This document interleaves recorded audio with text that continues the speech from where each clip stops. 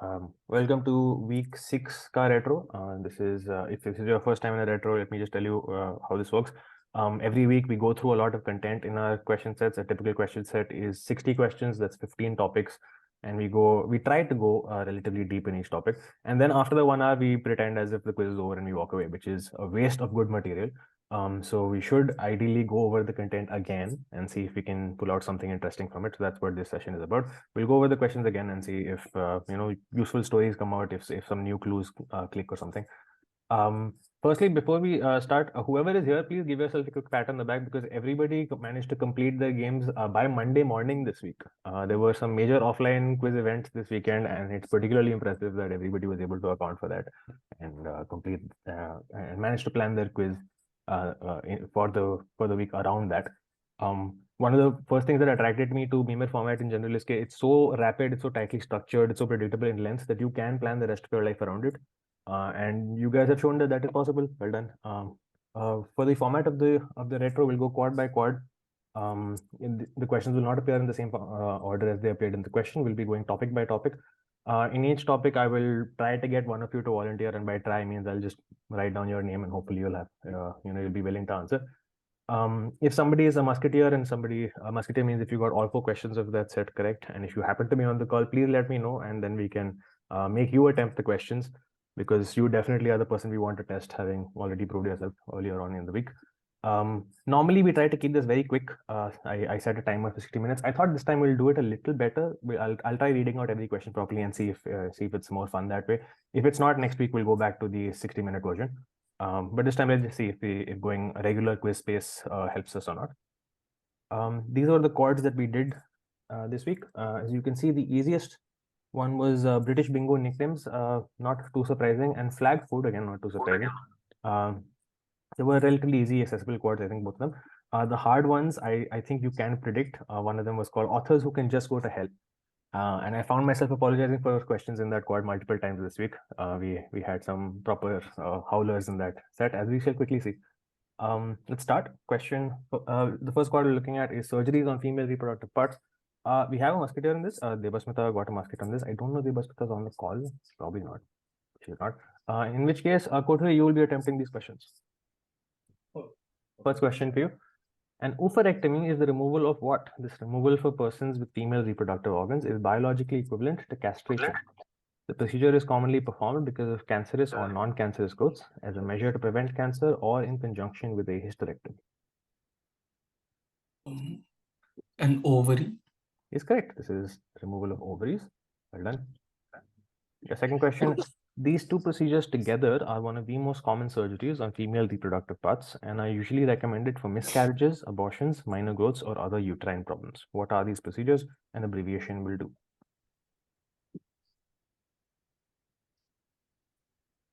For everybody else, Kothari is looking at these questions for the very first time. He missed his quiz this week, so he's doing the under pressure. These are two procedures. I mean, uterectomy. You'll have to give me 2 letters, so it's like A and B. Similarly, I need an abbreviation, so 2 letters. You want to attempt? Pass it over. Do you remember? D and C. I don't remember the D and C. Yes, I remember. Well, dilation and curettage. Yes. Third question for a radical trachelectomy is a surgery performed on those with female reproductive organs and involves the removal of what? It is most commonly performed for minor stage 1 cancers. This particular cancer, the only one currently preventable by a vaccine, is usually caused through sexual transmission of the HPV virus.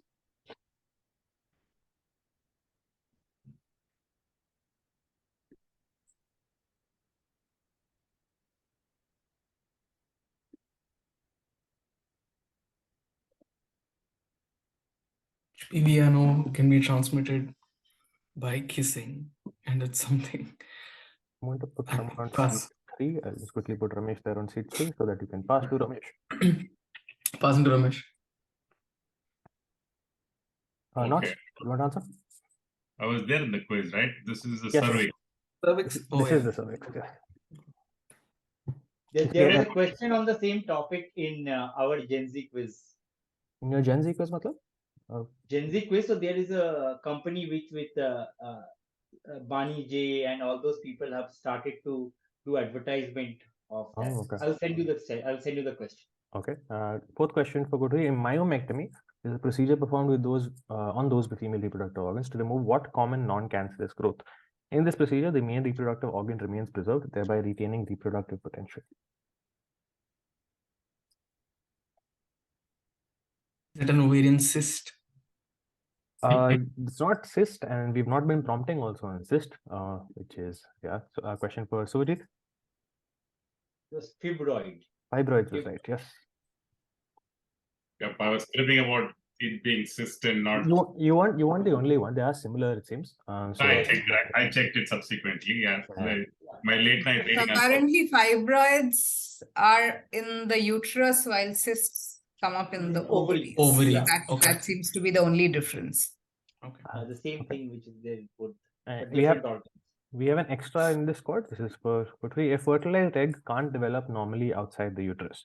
To prevent life-threatening complications from a pregnancy where the fertilized egg attaches itself to the fallopian tubes, a surgery, either laparoscopic or abdominal, depending on when the problem was discovered, is done. What is this type of dangerous pregnancy known as? This was in news recently, actually. Should probably open the. Ectopic pregnancy. It is ectopic. I'll quickly just Nice. add Stacey to this team. So Oh, that sorry, I didn't realize. no, you were always in this Yeeks. team all along, so you've gotten points for that. Oh. This was how that quad failed. As you can see, we had practically two L4s in this quad. Fibroids acted as an L4, in fact, harder than the L4 itself. Fibroids and DHC were both pretty hard in this quad. Well done if you got either of those. The Charlton Heston quad. Sujit, I think you will be I'll attempting take this. it. Yes. First question for you. In his later years, this actor was known for being the president of the US-based National Rifle Association and for holding very conservative right-wing views. But as a younger actor, he was a Democrat, a civil rights activist, and the star of many sci-fi movies, the messages of which were positively pacifist and left-wing. What do you think, Subhajit? Who could this be? Charlton Heston. It is Charlton Heston. Wow. Nicely worked. What an out. answer. Brilliant. What an answer. My favorite story about this is about how Michael Moore took a membership of the NRA in order to challenge Charlton Heston. Nice. While he was shooting Bowling for Columbine, making Bowling for Columbine. Wow. Question for Sujit again. This 1973 Charlton Heston starrer based on Make Room by Harry Harrison and named for a fictional food item in the movie is a murder investigation in a dystopian future of dying oceans and year-round humidity caused by the greenhouse effect, along with the resulting pollution, depleted resources, poverty, and overpopulation. Name the movie. Sujit, can you pass this, please? Okay, pass. I'll pass. Passes only to Avinash, not to Shreyashi. This is Soylent Green. Very well done. This is Soylent Green. Good answer, my friend. Solid. Actually, this was a question in one of Vivek's lit sets, but he asked Exactly. for Exactly. make room. And Make I what? still Make room. forgot. Yeah. Third question for Sujit. This 1968 Charlton Heston starrer, in its iconic ending featuring the Statue of Liberty, reveals that human civilization had been destroyed in a nuclear war. Which movie is this that sparked off a successful franchise, including a 21st century reboot? This Planet of the Apes. It is And I think Planet of the Apes new one also, Charlton Heston is there. I Really? think it's a cameo there, I think. Oh, I'll okay. check. I don't remember, but I think he was there. So the Planet of the Apes thing. So this, if you watch Mad Men, there is a episode in which the Don Draper and his son, they go and watch the Planet of the Apes on the day then Martin Luther King gets shot. So that's how I know this movie, having not watched any of the Planet of the Apes. I have Actually, very good. fourth question was Sujit. This 1971 Charlton Heston starrer based on I Am Legend moved away from its source by characterizing the pandemic as having been caused by biological warfare. Name the movie whose title signifies that the titular character played by Heston is the last of his kind. The Omega Man. Is correct. This is Omega Man. And since you've done so well, you will get an extra question on Charlton Heston. Charlton Heston starred in the 1990 sci-fi film Solar Crisis, which was about a giant solar flare that would destroy the Earth. How does the movie plan to solve this crisis? The tactic is not dissimilar to ideas used in quite a few other space disaster movies. You should know this is the sort of question that we probably wouldn't ask in the actual set because it requires a bit of hand waving and descriptive answers, that sort of thing.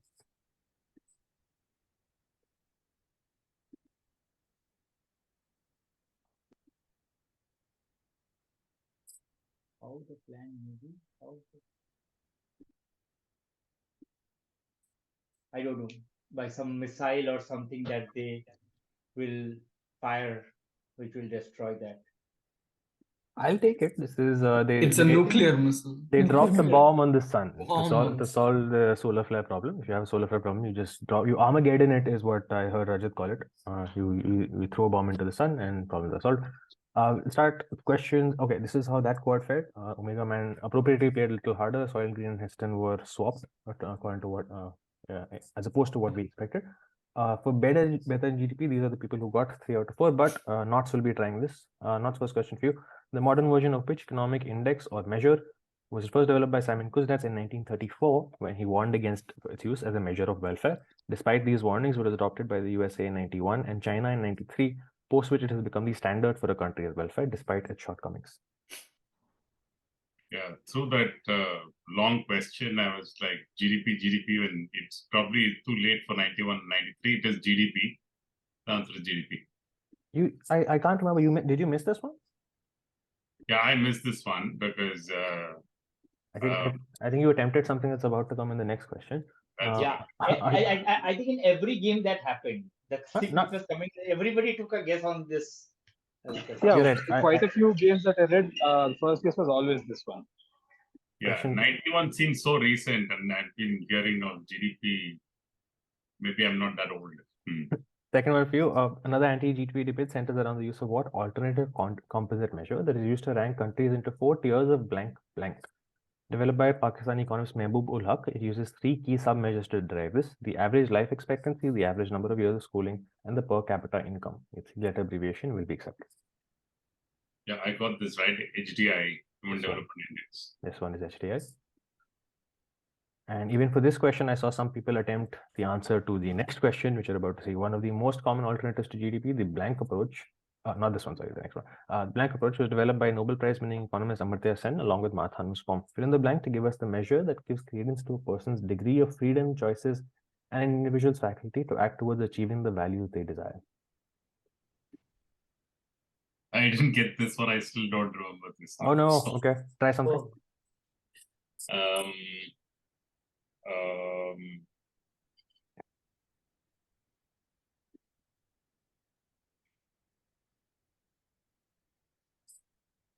10 seconds. Entitlement. Not entitlement. Avinash and Suresh. This is Amartya Sen's capability approach, right? This is capability approach. It is a rarely answered question. I'm very glad you got it. And fourth question for Ramesh. GDP has faced widespread criticism from various economists as an insufficient measure. In the 70s, Bodhisattva Druk Gelpo, the 4th king of Bhutan, replaced GDP with what alternative measure of welfare that values the non-economic aspects of well-being to measure the nation's progress. While detailed, it has also faced criticism in lieu of its overt bent on spirituality and prayers.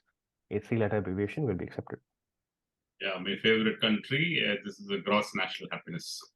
Correct.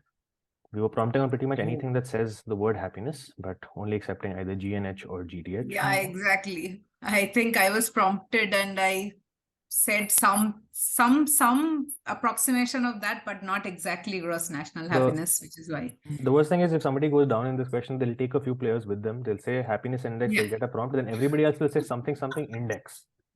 Okay. So precisely what happened in our game. Okay, do we have an extra? Okay, question for Ramesh. Which welfare metric, often suggested as a replacement for GDP, takes into account environmental and social factors which are not measured by GDP? In addition to investment and consumption, environmental and carbon footprints that businesses produce or eliminate, including in the form of resource depletion, pollution, and long-term environmental damages, are added to this metric. An abbreviation will be accepted. This is ESG, right? Say again? ESG. No, that's not what I have. Avinash and Suresh. This is something like the green GDP or something like that. It's Shreyasi, do you know anything? I feel like it has the word green in it. Yeah, it's ESG is the It's for corporates. Yeah, exactly. ESG is for corporates mostly. I was also thinking of something along green, but I'm not sure what exactly the acronym is. Pass you, Suri. I don't know. Okay. Pass. Anybody in the audience want to shout out the answer now? GPI. GPI is right. This is Is it genuine- GPI? Oh, okay. Yes, genuine Genuine process process. indicator or indicator of social and economic welfare. Okay. Is the one. Okay, nice graceful decline over there. Made sense for these questions to be at least in this order, if not that difficulty levels. For the heads of state, you guys are already a team. So Avinash and Sriyashi, you attempt this. First one for you, Danny Sapani portrays which head of state in this episode of The Crown? The highlight of the episode is the dance between Queen Elizabeth and this first Prime Minister and President of this country during the Queen's 1961 colonial visit. The show oversimplifies his ultimate loyalty towards the UK. In reality, he was a master at balancing politics between the West and the USSR. Shirashi, please go. Oh, I thought you would answer. This is Kwame and Nkrumah. Is correct. No. This is the first Prime Minister and President of Ghana. I'm mentioning because I had to look that up. I imagine some of you will also have to look that up. So he's from Ghana. Question for Sriyashi again. Which head of state from the 1960s is essayed in The Crown by Michael C. Hall of Dexter fame? The show, while showing his popular public charm, also goes deeper to depict his egotistical, controlling, and violent personal side, especially in his interaction with his hugely popular wife, pictured here with him.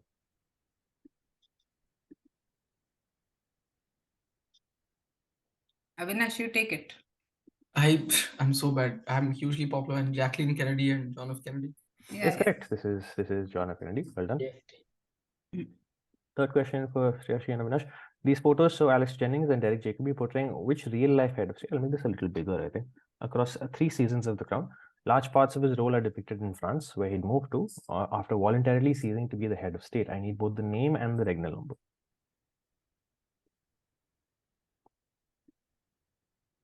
The regnal number tripped a lot of people up, I think.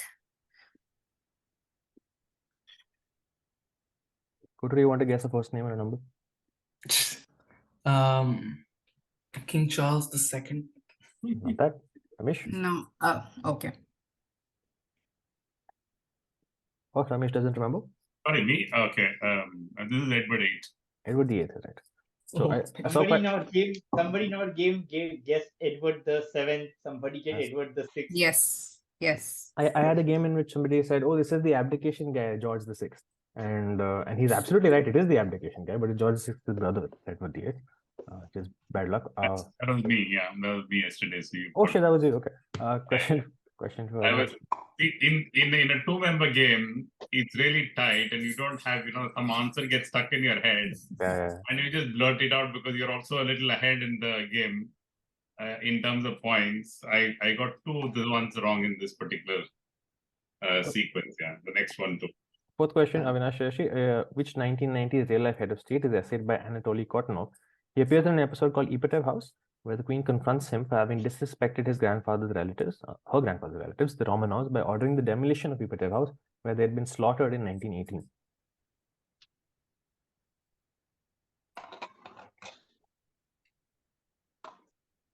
You want to go for it, Avinash? I'm just thinking Russia 1990s. Who that was? Boris Yeltsin or something. Yes. Absolutely After right. Gorbachev. Yeah. This is Boris Yeltsin. Looks like that only. I'm telling you. This is an awesome episode, guys. Awesome Yeah. episode. And it's just my favorite episode from, I guess. Okay, another graceful decline. Nice ordering for these questions. We finally had a Naatu pod, as almost every one of you expected. I think nobody was particularly surprised at Naatu showing up in quizzes. Anybody wants to join Surgeries for this? Shashank, since your camera is on, I assume that you are in. Yeah. I'll wait I've for it. forgotten everything. Okay, first question for you, Shashank. The song Naatu from the Telugu epic RRR won Best Original Song at the 95th Academy Awards. The song features a 6/8 beat, but which national instrument of Pakistan has been used for percussion? M.M. Kirumani used this instrument to portray the rustic sound of traditional folk songs of Indian villages. Bollywood fans might remember it in the hands of Rishi Kapoor in a 1979 song with Jayaprada. It's toughly, He's right.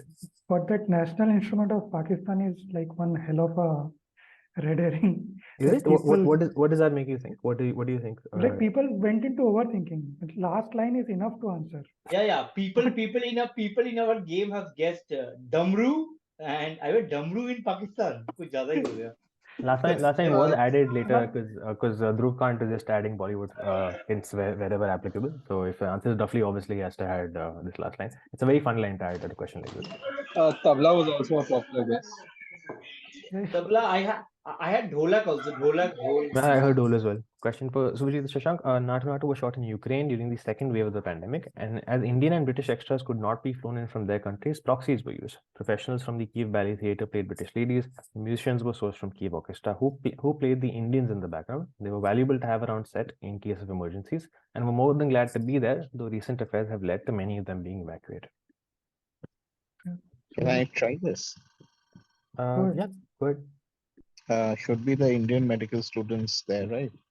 Is correct. I don't know who's speaking right now, but you have This gotten is, this is rural. Okay, nice done. This is Indian medical students. The last time of this question was a little more elegantly done back when Nidesh actually composed. He said they were valuable to have on, they were good to have on set and were more than glad to be there, which is like he's trying to give it to you word by word, like valuable to have it on set because medical and more than happy to be there students. It wasn't as obvious as this last line. This last line is a much more obvious version, which we tweaked because we wanted it to get easier. But I like what he was doing in that last line. He was trying to very elegantly give you individual adjectives in the answer. Question for Sujit and Shashank. Rajamouli wanted the location of Naatu to be a huge property that has the look of a 1920s Delhi property. Such a location in good enough condition was not available in India on short notice, prompting the production unit to look elsewhere. Which Ukrainian location was finally selected? It is located next to the Dnipro River in Kiev and serves as the, and this is my favorite phrase in the whole quiz, the president's residence. Like rural route. This is what Mariinsky, right? Mariinsky Palace. Right, this is the Majesty Palace. We don't know the name of the. Yeah, that's some. We told what game we took. The Blue Palace, but we could not name it. There is a quiz column in Sunday Times of India, and I happened to see it today after this quiz, and there's one question on this particular one, Mariinsky Palace. Quite a lot of people started this question. They read it, they're reading, they're quite happy because they know it's the presidential palace, and the last two words, they're like soul crushing. Oh, you already said president's palace. Fourth question for Shashank. Kironi and Chandra Bose walked up to stage to receive the Oscar.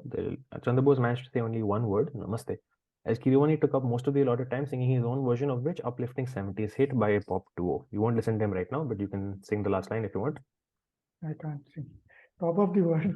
Top of the World is right, and made a lot of... The Carpenters? The Carpenters. The Carpenters, yes. Yes, it was Top of the World by Carpenters. They also replied, I think, with their own version, tagging Kiravani and all of Really? that on Twitter. The Carpenters did. Oh, yeah. The brother, the Karen Carpenter is dead. The brother. And his children. Nice. So now you know the version in which this will appear in the next quiz. They'll probably take that video and they'll remove some things and tell you what happened. And the answer will be Naatu. Okay, this is how that quad played. Top of the World played much easier than Indian medical students. So this should have been in the opposite order. Okay, we're in that the hell quad, the hellish quad, not strictly in terms of content, but also in terms of difficulty. Who's attempting this with Ramesh? Ramesh will need all the help he can get. I think everybody will need all the help they can get. Can I try? Ruza, I'm adding you. Retro. Sorry? Same guy. Same guy. Okay, no.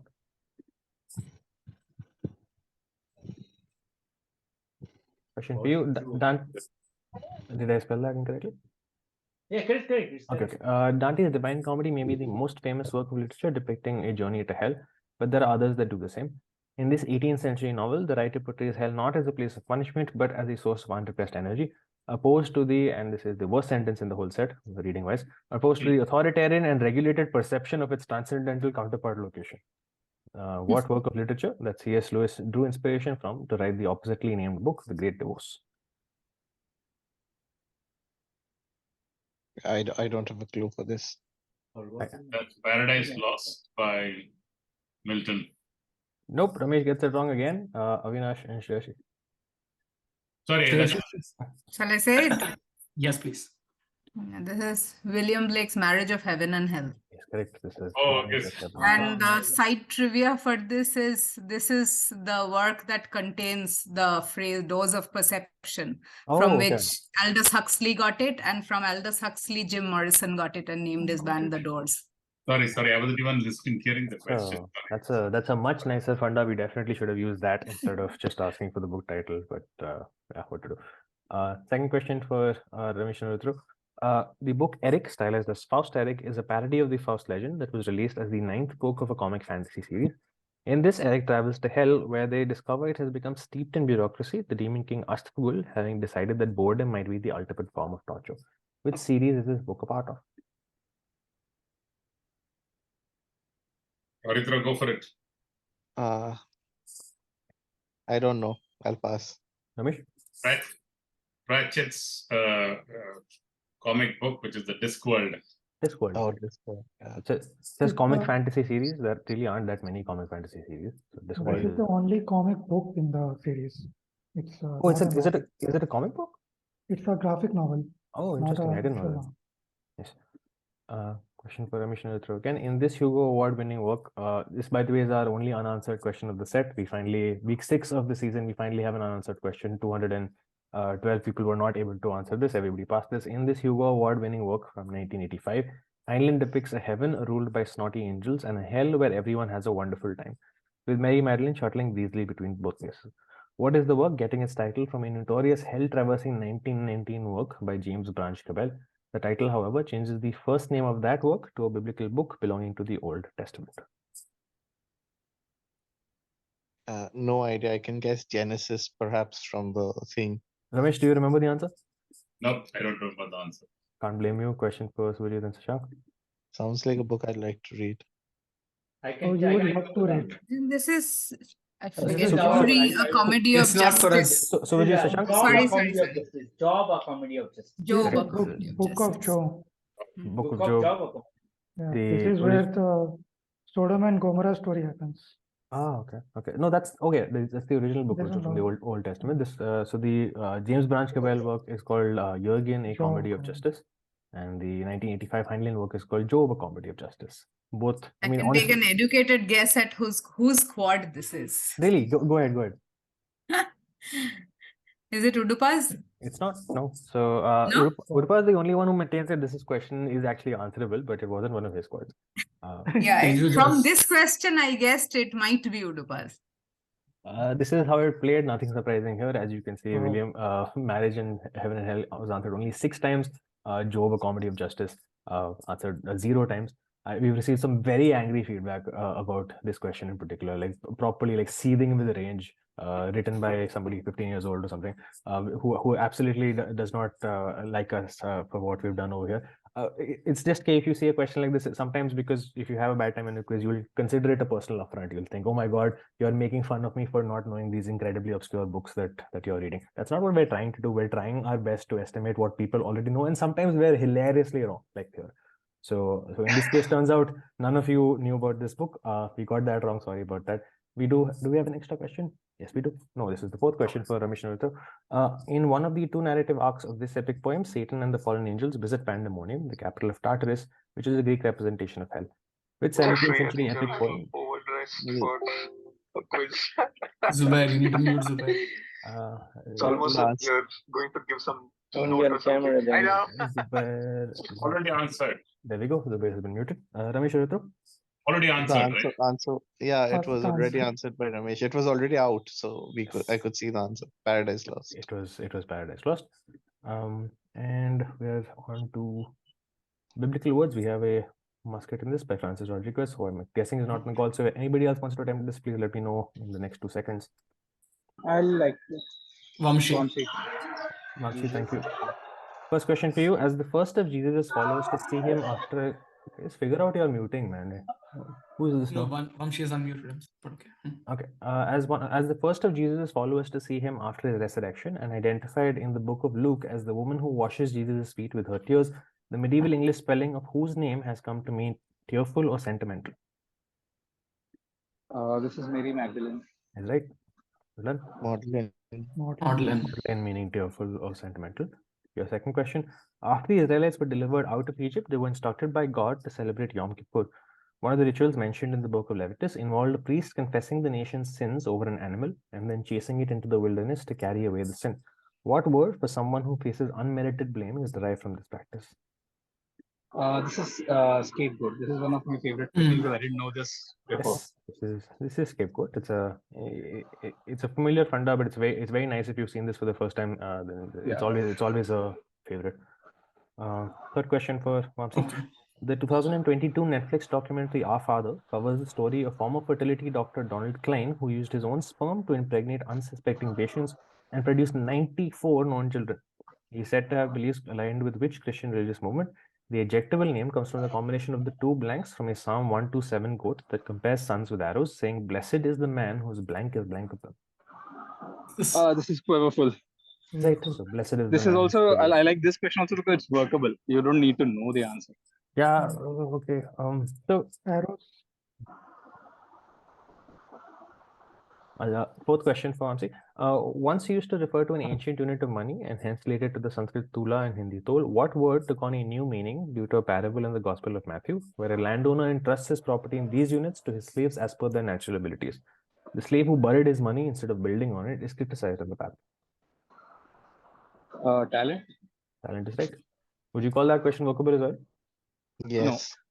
No, right? As per their natural abilities is probably. Probably workable, yes, but I couldn't when I played.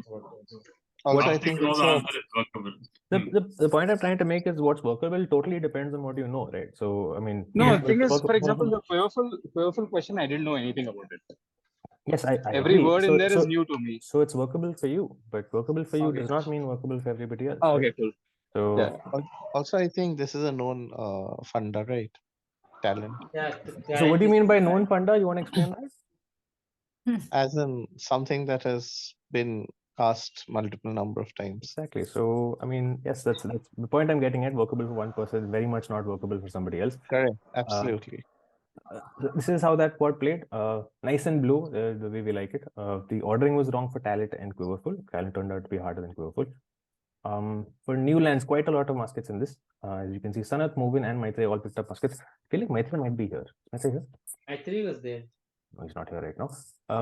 Okay, does anybody want to join Subhajit and Shashank for this? Anil, do you want to try this? Sure. First question for you. When the explorers arrived in the island pictured here, shared by multiple nations, they found the people living there to be similar in appearance to a region further west and named this isle after them. Which isle is this? The original region which inspired its name was itself named by the Portuguese meaning black, since the people were distinct from the Moors who inhabited regions farther north. Oh, Guinea. Say again, please. Guinea. I can prompt you. You want the island or Yes. New Guinea? New Guinea is right. This is one of those chords that will actually be slightly easier to do right now since they're all piled up together and you see where this is going. But scattered across a quiz, it might be a little more challenging.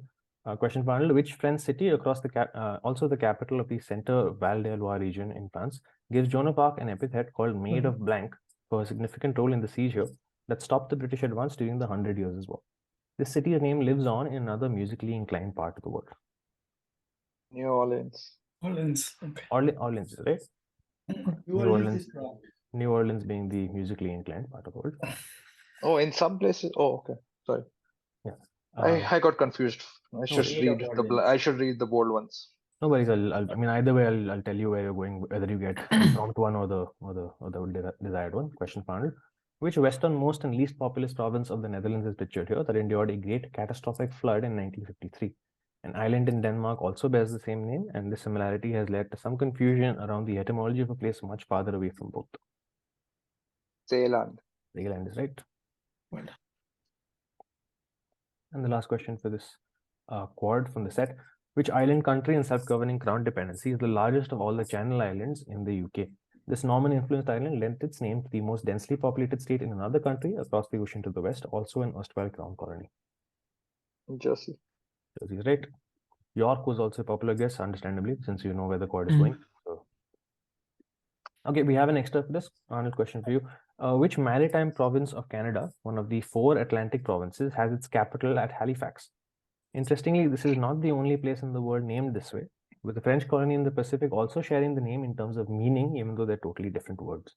Nova Scotia. Nova Scotia and New Caledonia. Very nice. Oh, New Caledonia. So yeah. This is Nova Scotia. The other land that we're talking about is New Caledonia. So that got played. New Guinea, hardest of them all, and Orleans was and Orleans was the easiest. In spicy etymology, we had a musketeer. I don't think Abdul's here. So anybody who wants to join Ramesh and Veretro? Nobody else's video is on, so I can't read to anybody else. Anybody want to volunteer? Please say yes. It's Bindu. Avinash, I'm adding you Yeah. here also. Bindu, you will put. Okay, Bindu, you'll attempt this. First question for you. This herb of flavoring gets its name from. Honestly, I've been not reading that in the quiz just because I didn't feel like pronouncing it, but I realized later on that by not reading it, I'm giving an extra hint. Because people think that he's not saying it out loud because the answer is hidden there somewhere, and they're right. It is kind of hidden there somewhere. But this herb of flavoring gets its name from that, the plant whose root it is extracted from. The spice is most commonly used as flavoring for candy and cigarettes because of the sweetening flavor it imparts. Often, anisole is used alongside it or sometimes in place of it to reduce its concentration while approximating its flavor. Identify this herb. This is licorice. Is right, and if you look closely, it's kind of there. It's licorice. Nice.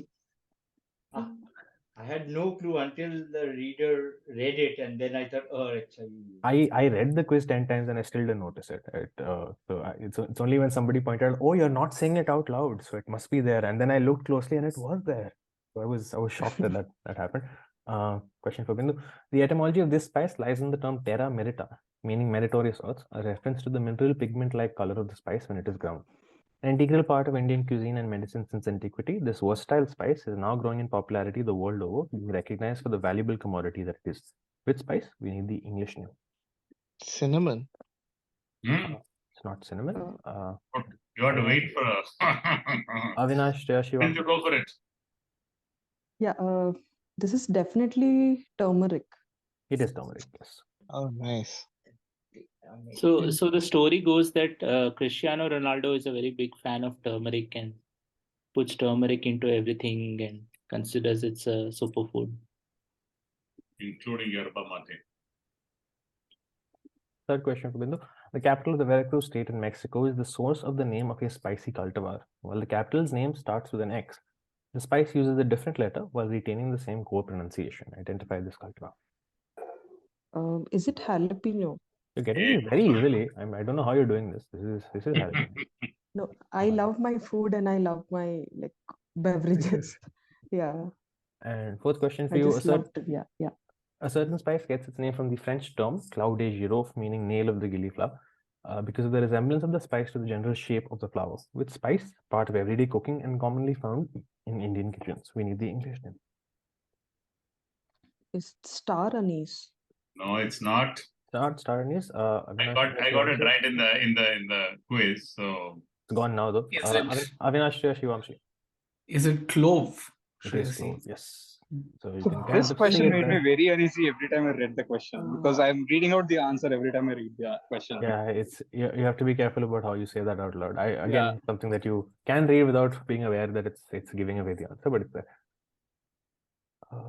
And we have an extra question for all three of you, Ramesh, Bindu. The Greek name of which herb also gives us the name of a sporting event, Marathon because it and is right, because it is widely known around the venue of the real event. The word fennel, the Greek word for fennel, is marathon, and that's why the Battle of Marathon was called that, because fennel was grown in the area.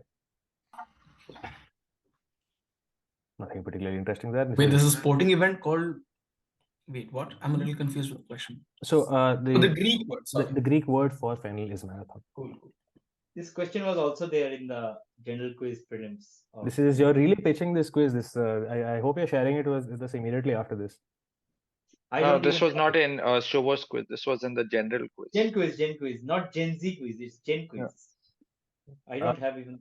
We'll stick to the teams of three that we have right now. Question for baseball pitchers. Question is for Avinash, Shivamshi. Oh fuck.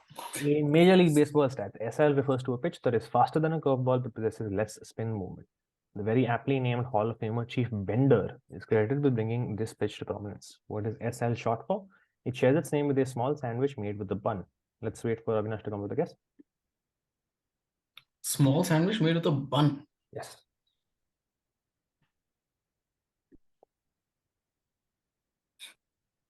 All right. Can I give Avinash a hint? Go for it. Please. What are mini burgers called? Sliders. Okay. Sliders. Got it. Okay. It's a little harder for somebody attempting it for the first time because you can't tell that it's not a two-word name. So most people will assume that. That's what I was thinking. Yeah, it was tricky. Second question. In MLB stats, EPA, I apologize for this question in advance, Avinash. EPA refers to a pitch that is thrown high in the air with exceptionally low speed, fooling the batter into thinking that it is a fast ball and coaxing them to swing early. When asked what the unusual name meant, outfielder Maurice Van Ruppe is said to have replied, "Blank ain't nothing, and that's a nothing pitch." What does EP stand for? Do you want me to give a clue again, Shreyasi? If Shreyasi manages to give it's you a clue for impossible this, to clue this. I'll be very impressed if she manages to clue you into the answer. Yeah. I mean, based on the word, I can't give you a clue. I can do some jugglery with the word, but that's not. Correct. Yeah. You'll be dumb charading it till you get to. But it starts with the letters EP, I'm assuming, again, like with SL. And Strangely, it's 6 letters. Kind of. Yeah, kind of. Yeah. You'll have to make a noise, man. There's no other way of answering this. Please make some sound. Make a noise with a big idea. Epole. Not Epole. Ramesh, or throw Bindu. Ramesh, do you remember the answer? Yeah, I didn't know the answer then. I still don't know the answer. Efus. Yeah, that's good enough. This is what? It's called an EFUS pitch. An EFUS pitch. EFUS, okay. I was in a quiz where Long got it. Long was he got the answer very easily. He said it at very low volume, and I got very happy because I'd never seen the question answered before. So I said, "Oh my God, you're the first person to get right." And he looks at me very angrily and he says, "That's a very difficult question. That's a really hard question. You should not ask questions like this." I said, "Sorry, man, sorry." Question for Avinash Shinwamsi. In MLB stats, KN refers to a pitch that is rarely thrown because it is both difficult and risky. The goal is to entirely eliminate all spin on the ball, making it flutter erratically. Knuckleball. Right. KN short for knuckleball.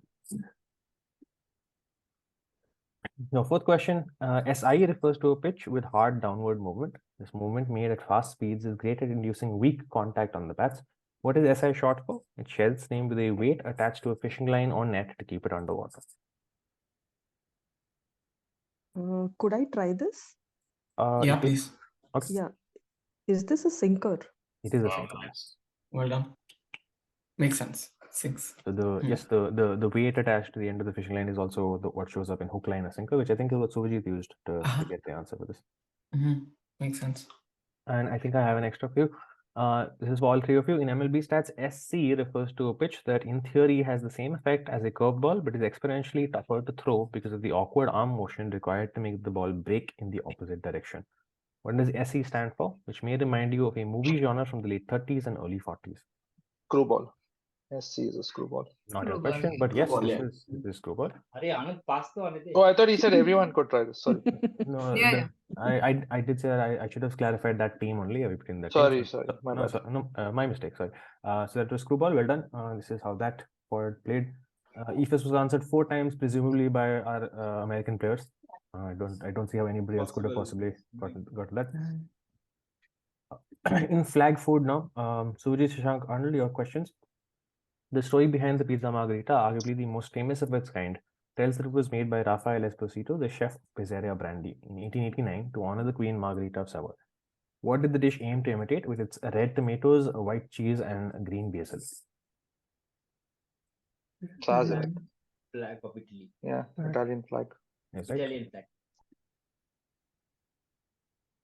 I didn't used to be a fan, but now I can't do without this timer just because it keeps the passing order visible. Like if I'm ever in a quiz and somebody is not using the timer, it bothers me. Question for Suvajit, Shashank, and Arnold. Shikaishi bento or revenge bento are lunchboxes prepared for husbands or children by Japanese women immediately after a quarrel. While some consist of just rice with no seasoning or sides, another tactic is to pack a dish full of sour pickled fruit and little rice. This is an inversion of the more popular Hinomaru box, which is a reference to what recognizable image? Flag of Japan flag. Right. This is an inversion of the flag of Japan, which is something like this: a bunch of rice with a small bit of pickled fruit in the middle. Third question: which salad shown here uses the same ingredients as the pizza margherita and is believed to have originated either as an homage to the flag or to appease royalty vacationing in the island that it is named after? The insalata tricolor replaces the basil with avocado. This is definitely Capri salad.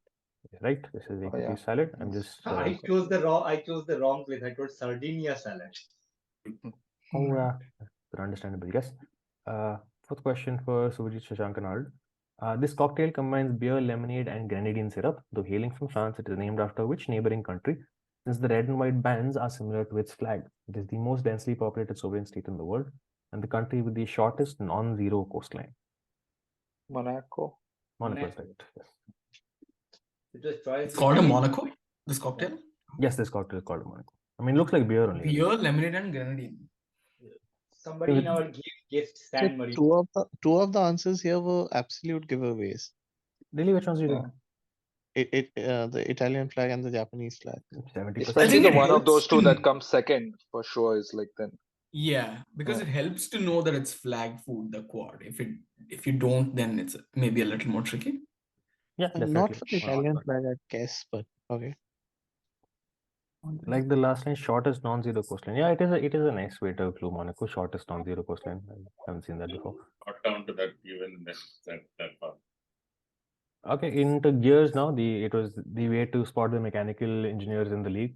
They didn't get any of the answers right, but they would generally hold their heads a little harder than most other people. So if you see somebody doing that, they studied mechanical. First question for Ramesh Bindu.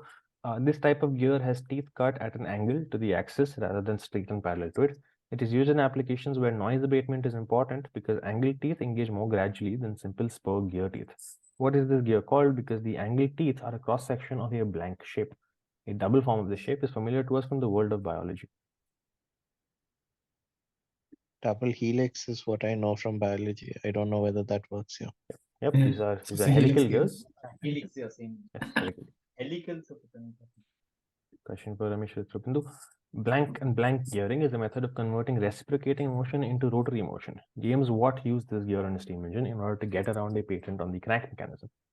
Fill in the blanks with a name inspired from astronomy. The visual helps. Sun and planet? Is right. This is sun and Yeah. planet gearing. Oh. The third question, this type of gear consists of a circular gear engaging a linear gear as shown in the picture. Together, they convert rotational motion into linear motion and find application in railways where the train needs to move up a steep gradient. Which gear is this? With the name of the form blank and blank, referencing the linear and circular gears respectively. If you guys don't know, I will answer. Yeah, go ahead, please. Rack and pinion. Rack and pinion is right. Nice. Line and circle was a popular guess for this question. Yes, I saw line and circle quite well. It fits the letters so nicely Yeah. that you can't resist, so you have to go for it. Question for Ramesh Bindu. Blank gears are those where the axes of the two shafts intersect and the tooth-bearing faces of the gears themselves are conically shaped. They're often mounted on shafts that are 90 degrees apart, most commonly used in hand drills. What is this gear called, taking its name from a slope in carpentry and stonework? Bevel. Bevel is Yeah, right. go ahead, Ramesh. What is it called? It's called a bevel gear. So a slope in carpentry Okay. and stonework is called a bevel. Okay, for the next word, Avinash, Shashi, and Vamsi, you guys are attempting. I must say, in my mechanical engineering degree, they never taught us about a sun and planet gear. Yeah, Well, that's planetary gear, mostly. Oh, it's called planetary gear, is it? Nice. Both of you weren't paying attention, I think. Question Most for, likely. for Avinash, Shashi, and Vamsi. British Bingo is a game of probability in which players compete to mark off numbers on their cards as the numbers are drawn randomly by a caller. To better engage a crowd, callers typically add rhyming phrases or nicknames before each number. The caller phrase for 80 is blank's breakfast. This is because 80 can be read as 8-0, which sounds like 8-0. Fill in the blanks with a late great 20th century leader known for his experiments with diet, among other things. Go for it.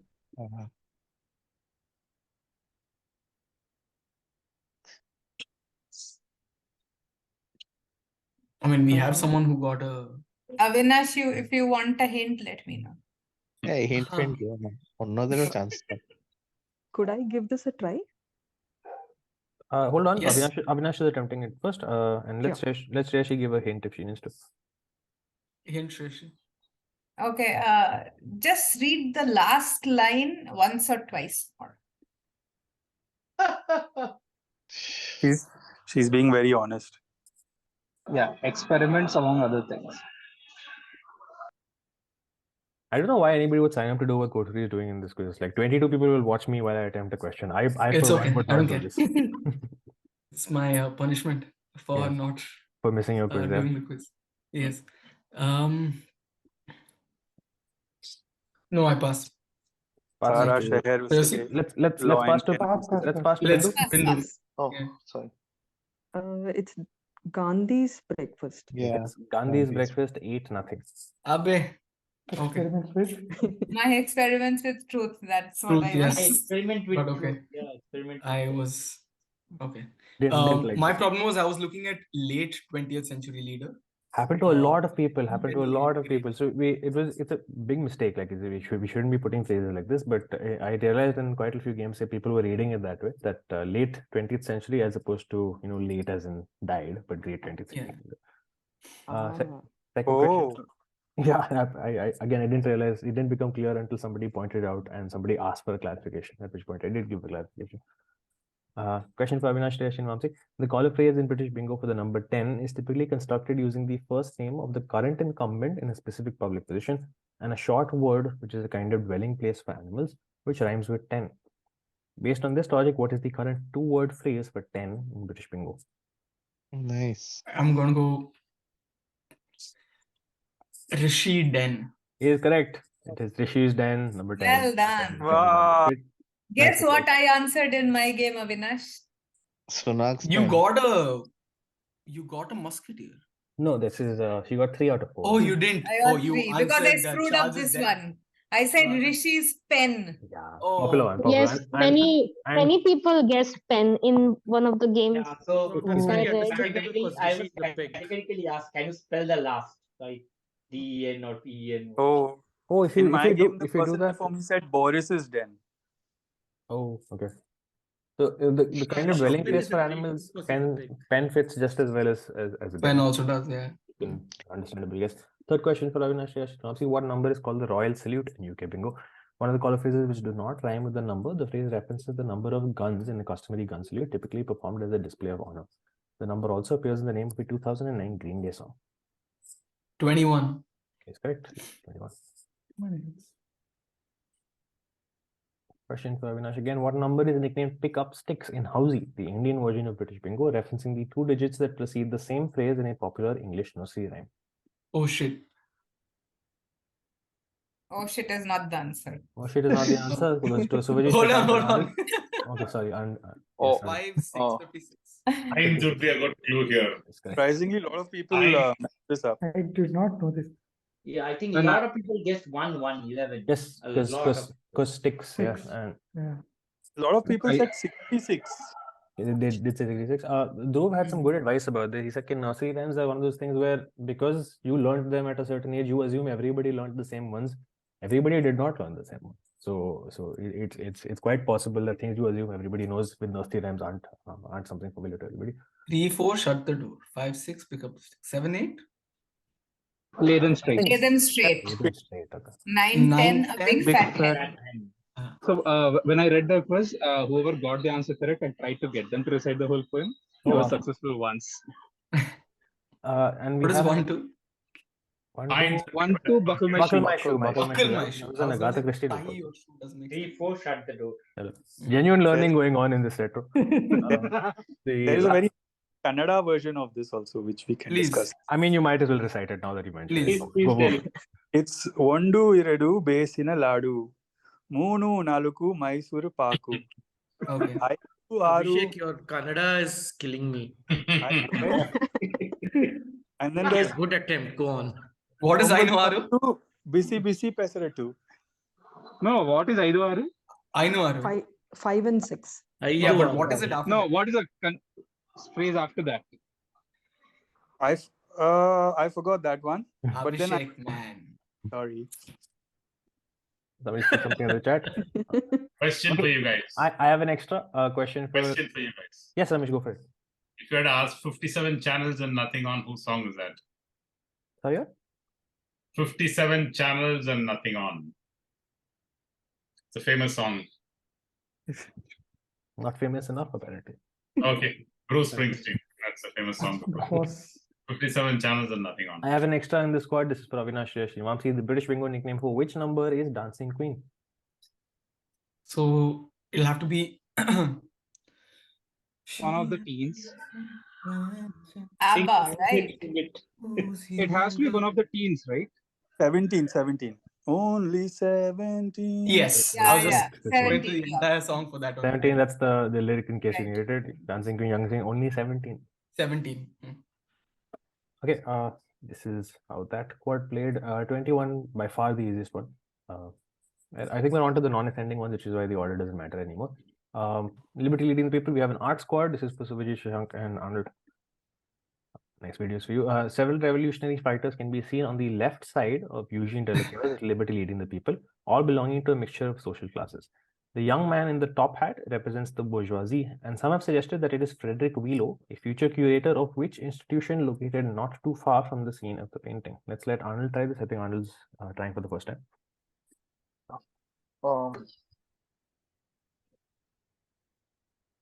Let's say the curator of the Louvre.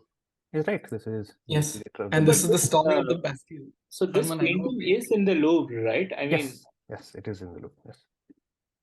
This is also the album cover of Viva la Vida by Godfrey. Yes, that's so. The one thing I knew about the painting before I started reading to make this card, that it was used as Viva la Vida's cover. Second question for you, Arnold.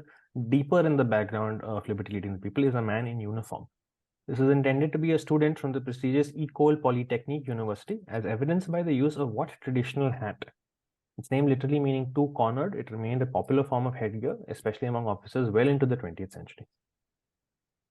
Icon. Icon is nice. This is literally two-cornered. Your third question. There are actually two French tricolor flags present in Delacroix' Liberty leading the people. One is obviously held by Liberty herself. The other one is a minuscule one in the distance, erected atop the towers of which iconic structure. The inclusion of this building clearly establishes that the scene in the painting is set in Paris. This should be the Bastille. It's not Bastille. This should be Notre Dame. The Notre Dame. Notre Dame is right. And the last question of this set. Delacroix' Liberty leading people shows a scene from the French Revolution of 1830. The figure of the pistol-wielding boy running over the barricade is widely believed to have inspired the character of Gavroche, in which 1862 work, which covers the events of the Revolution of 1832. Lemmings, Les Miserables. I have no idea. Les Miserables. The Count of Monte Cristo. Not that, but Shashank got it right. This is Les Lemis. Lemis, yes. I should have definitely said Lemis to avoid mispronouncing it so many times this week, but yeah. So how did you do this zooming video thing, Herman? They have that. It's a common effect in a lot of video tools. It's called the Ken Burns effect. So you start at the entire thing and you give it a small thing to zoom in on. So the tool I used is obviously putting this massive watermark, which is why for a lot of questions I stopped here, and it looked a little nicer without the watermark. It's called the Ken Burns what? Ken Burns. Ken Burns is a documentary filmmaker who used to do this thing. Yeah, I was just thinking that this is material for a potential quad. Yeah, but it's a common thing. So what he would do is editing tools to give a sense of dynamic movement in his documentaries. For old photos, he would pan across the photo. So even though it's a photo, asked a question on this in one of the quizzes. I'm sure quite a lot of people have done that. So this is how it's done in a lot of tools in iMovie. At least you give it a start, you give it an end, and that way people who are seeing the image rather than looking at it as a static image, they'll pan across the image. So you'll discover more while the video is going on. It's called the Ken I feel like Burns. Netflix abuses this at this point of time. Yeah, probably. Okay, I forget how this happened, but I'll just redo this. So yeah, that in this squad, let's see how that played. Bicon was understandably the hardest one. The others were all very familiar terms that you probably didn't expect to see in a painting that you've only heard about in passing. We have one extra though. This is for Subhajit, Shashank, and Arnold, all of you. The titular figure of Marianne in Delacroix' Liberty leading the people can be seen sporting what style of cap? Also called simply the Liberty cap. It came to symbolize liberty during the American and French revolutions. Its name is derived from an ancient kingdom in western Anatolia. Oh.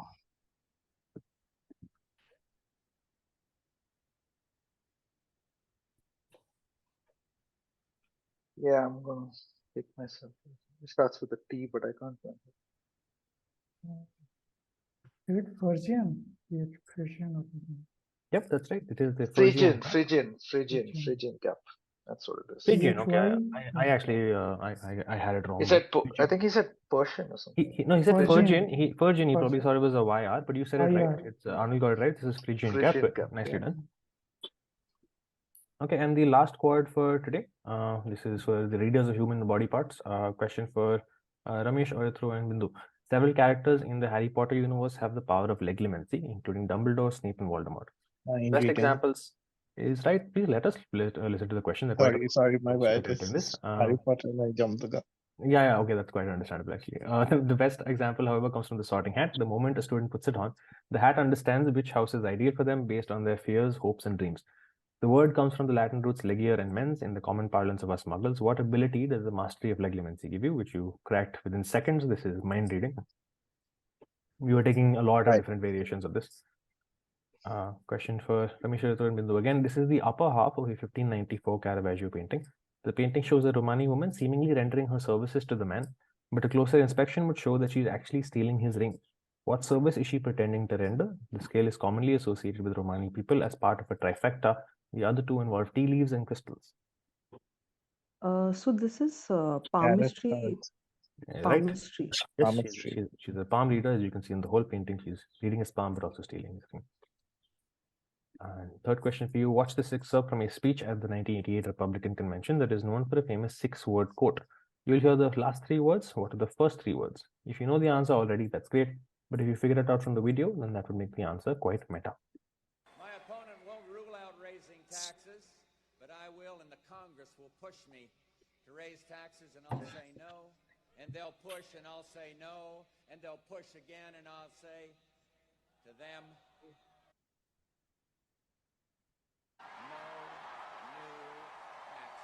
Okay, got it. He said, "Read my lips." Yes, correct. Once again, so in the quiz, one nice thing about the scattering of the questions is that you need to pick up on the fact that this is in the reading quad. So read my lips fits in very nicely. It's a lovely question. This is my. This was a fun question to read for other people. It's a very nice question. Yeah. As you will be unsurprised to nice question. You'll be unsurprised to know that it is by Dhruv Mukherjee, who is often responsible for questions like this. Fourth question for Ramesh, Oyatro, and Bindu. What is the English title of the 2013 film The Blank Plank, indicating the titular profession or ability? The film's Korean name is Gwansang, which means physiognomy, and it shows a Song Kang-ho having the ability to do something that all smartphones can now do using their scans of 80 nodal points, etc. Focus on 80 nodal points. I know the answer if you don't get it, I think.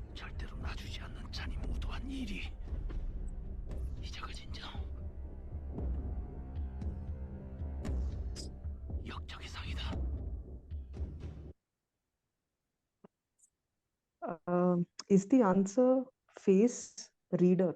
Yep. Face reader. Again, slightly harder if you forget that this belongs to a reading quad, but which is what happened to quite a lot of people. But in this context, nice and gettable. This is the face reader. And that just take a quick look at the difficulty. Nothing remarkable for an honest ending quad, but yeah, that completes our retro for week 6. Thank you, folks. We have our knockouts coming this week. It is the one time in the season where we'll pretend to take this seriously. So in your games this week, only the top 2 will qualify for next week. I apologize right now for eliminating anybody from a quiz. I never want to eliminate anybody from a quiz. But all the sets for the final week will still be available. So best of luck for your semi-finals this week, and hope you guys make it to the finals.